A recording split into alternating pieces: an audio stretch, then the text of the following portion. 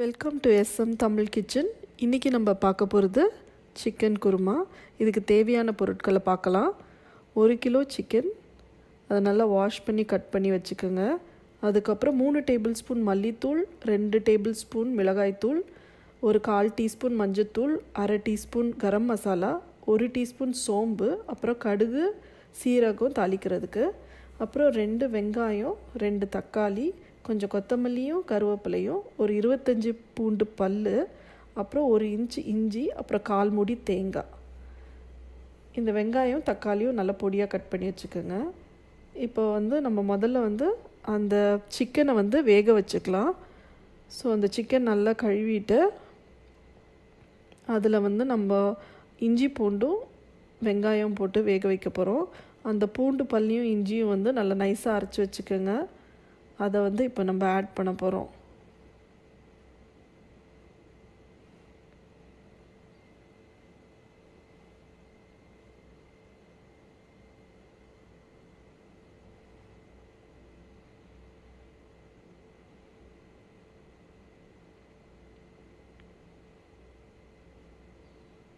அதுக்கப்புறம் அதில் பொடியாக நறுக்கி வச்ச வெங்காயத்தையும் ஆட் பண்ணிக்கோங்க.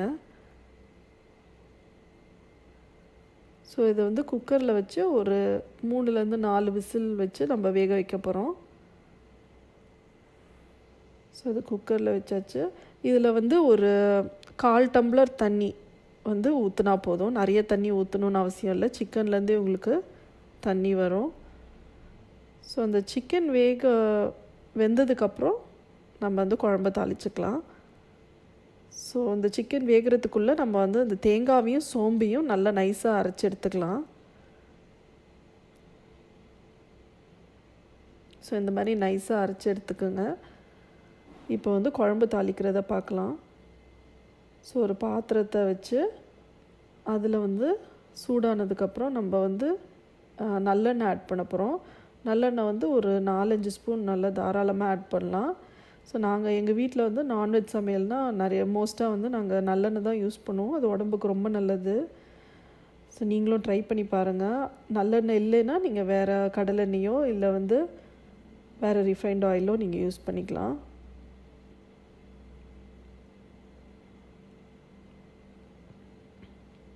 ஸோ இப்போ நான் எண்ணெய் ஆட் பண்ணியாச்சு. ஸோ எண்ணெய் நல்லா காயணும். அதுக்கப்புறம் நம்ம தாளிக்கலாம்.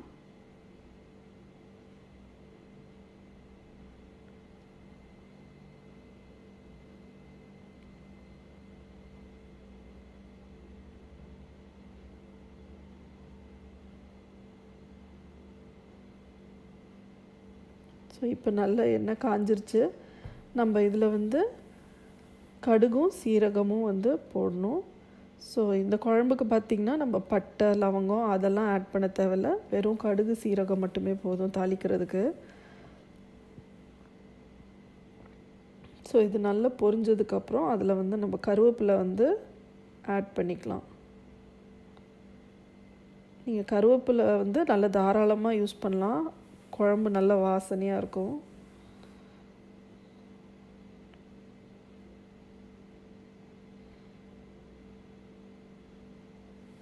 ஸோ இந்த கருவேப்பிலையும் பொரிஞ்சதுக்கப்புறம் நீங்கள் தக்காளியை பொடியாக கட் பண்ணி வச்சுருக்கதை ஆட் பண்ணிக்கலாம். ஸோ தக்காளி வதங்கினதுக்கப்புறம் நம்ம அந்த குக் பண்ண சிக்கனை இதில் ஆட் பண்ணிக்கலாம். ஸோ இதுக்கு வெங்காயம் நம்ம ஆட் பண்ண போகிறதில்ல. ஏன்னா வேக வச்சதுலேயே வெங்காயம் இஞ்சி பூண்டெல்லாம் நம்ம போட்டதுனால தாளிக்கிறதுக்கு வெறும் தக்காளியே போதும். ஸோ இந்த தக்காளி நல்லா வதங்கட்டும். ஸோ அதுக்குள்ளே நம்ம சிக்கன் எப்படி வெந்திருக்குன்னு பார்த்துக்கலாம்.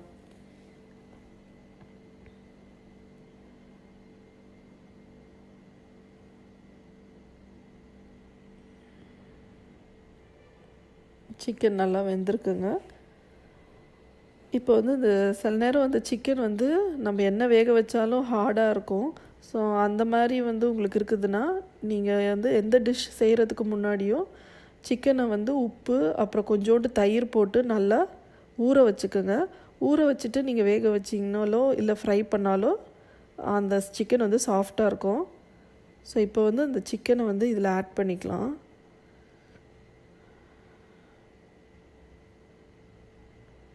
ஸோ இது வந்து 1 கிலோ சிக்கன் வச்சு குழம்பு பண்ணுறோம். ஸோ இது ஒரு 6லேருந்து 7 பேர் வந்து தாராளமாக சாப்பிட்லாம்.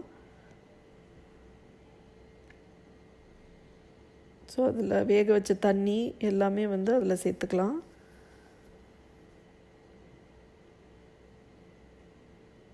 இப்போ இதை நல்லா கிளறி விட்டுட்டு ஒரு 5 நிமிஷம் நல்லா கொதிக்கட்டும். அதுக்கப்புறம் வந்து அதில் அந்த பொடியெல்லாம் வந்து நம்ம ஆட் பண்ணலாம். ஸோ இப்போ நல்லா கொதிச்சிருச்சு. இப்போ வந்து நம்ம மிளகாய்த்தூள், மல்லித்தூள்,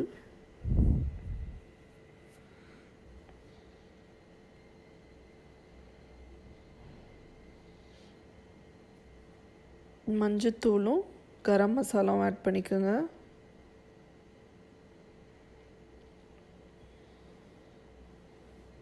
இது நல்லா கிளறி விட்டுட்டு அதுக்கப்புறம் நம்ம வந்து இதில் உப்பு சேர்த்துக்கலாம். ஸோ இந்த டைமில் இருந்து நீங்கள் டேஸ்ட் பண்ணி பார்த்துக்கோங்க, உங்களுக்கு காரம் உப்புலாம் கரெக்டாக இருக்கான்னு.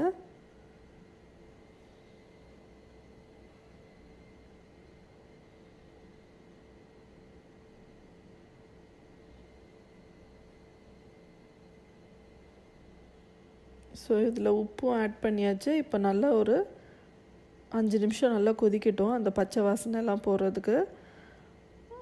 தேங்காய் வேணான்றவங்க வந்து இந்த குழம்பு நல்லா கொதித்ததுக்கப்புறம் நீங்கள் வந்து இறக்கிக்கலாம். தேங்காய் போடுறதுக்கு வந்து ஒரு 5 நிமிஷம் கொதித்ததுக்கப்புறம் அந்த தேங்காய் ஆட் பண்ணிக்கலாம் நம்ம.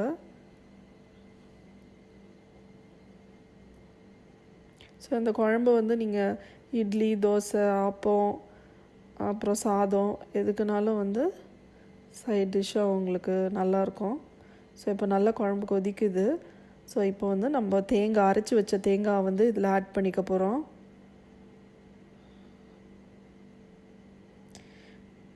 தேங்காய் அரைக்கும் போது நல்லா நைஸாக அரைச்சா தான் உங்களுக்கு குழம்பு நல்லாயிருக்கும்.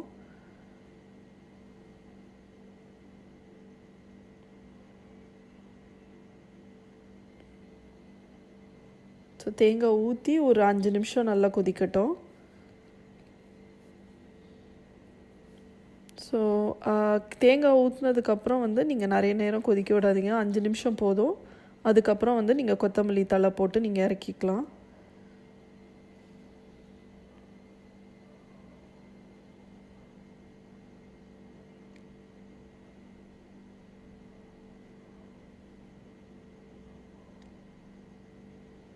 ஸோ இப்போ நல்லா கொதிக்குது. ஸோ இதில் வந்து நம்ம கொத்தமல்லியை ஆட் பண்ணி அடுப்பு அணைச்சிக்கலாம்.